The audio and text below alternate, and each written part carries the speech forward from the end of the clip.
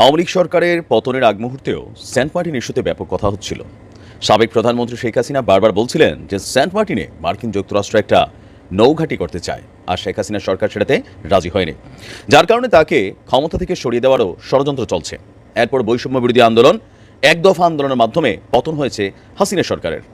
দীর্ঘদিন যাবৎ বাংলাদেশের পরিবেশ ইস্যুতে আমরা যখন বন্যা প্লাস আরও আন্দোলন নিয়ে ব্যস্ত, এরই মাঝখানে আজকে সেন্ট মার্টিন ইস্যুতে একটা সিদ্ধান্ত সামনে এসেছে।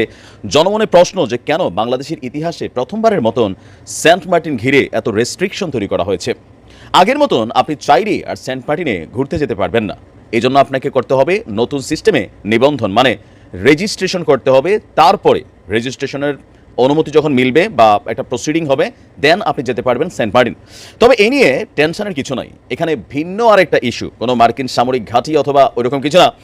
সেন্ট মার্টিন দ্বীপের পরিবেশ রক্ষায় অনেকগুলো পরিকল্পনা ইতিমধ্যেই গ্রহণ করেছে সরকার। এর মধ্যে রয়েছে পর্যটককে সীমিত করার পাশাপাশি রেজিস্ট্রেশন বা অনুমতি ছাড়া কোনো পর্যটক আর সেন্ট মার্টিনে যেতে পারবেন না।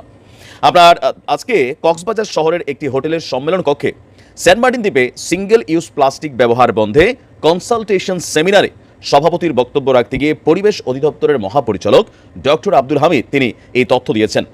তিনি বলছেন যে পাহাড় কাটা এবং জলাশয় ভরাটের বিষয়ে কোনোভাবে ছাড় দেওয়া যাবে না, আর সেন্ট মার্টিনে পর্যটক সীমিত করতে হবে। কেন? বিপুল পরিমাণ পর্যটক যাচ্ছে, সেখানে যাওয়ার সময় খাবার পানি বা বিভিন্ন খাবার দাবার ওয়ান টাইম ইউজেবল যে প্লাস্টিক ম্যাটেরিয়ালসগুলো আছে সেগুলো হিউজ আকারে সেখানে যাচ্ছে, আর এতে কি হচ্ছে, সেখানের পরিবেশ নষ্ট হচ্ছে বা যে ভারসাম্য সেটাও নষ্ট হচ্ছে। এই কারণেই সেন্ট মার্টিনকে আপনার সীমিত করে পর্যটকদের সংখ্যা সীমিত করা হবে। এর পাশাপাশি সেখানকার মানুষের জীবনমান উন্নয়নের জন্য সরকার কাজ করবে। কক্সবাজার শহরকে গুরুত্বপূর্ণ একটা ভূমিকা রেখে বা কক্সবাজার শহরকে গুরুত্বপূর্ণ একটা ইস্যু করে প্লাস্টিক মুক্ত করার জন্য খুব দ্রুত কাজ করা হবে বলেও জানান পরিবেশ অধিদপ্তরের মহাপরিচালক।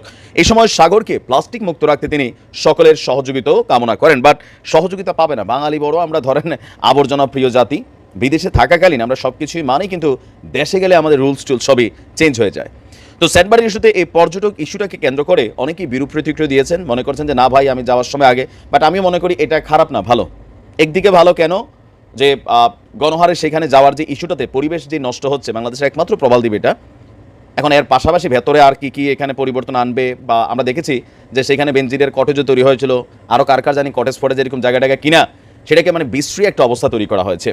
তবে আপাতত আমাদের গণমাধ্যমের বরাতে যতটুকু তথ্য পাচ্ছি সেখান থেকে এটা স্পষ্ট যে সেন্ট মার্টিনকে ঘিরে যা ঘটছে এর পেছনে মার্কিন যুক্তরাষ্ট্রের কোনো ভূমিকা নেই, অথবা এটাকে এই কারণে রেস্ট্রিকশন করা হয় নাই যে সেখানে গোপনে সামরিক ঘাঁটি গড়বে আমেরিকা, আর বাংলাদেশের মানুষ যেন সেটা নজরদারি করতে না পারে, এরকম সুযোগ নাই। এখন তথ্য প্রযুক্তির যুগ, স্যাটেলাইটের যুগ, মুহূর্তে সবকিছু চোখের সামনে প্রকাশ হয়ে যাবে।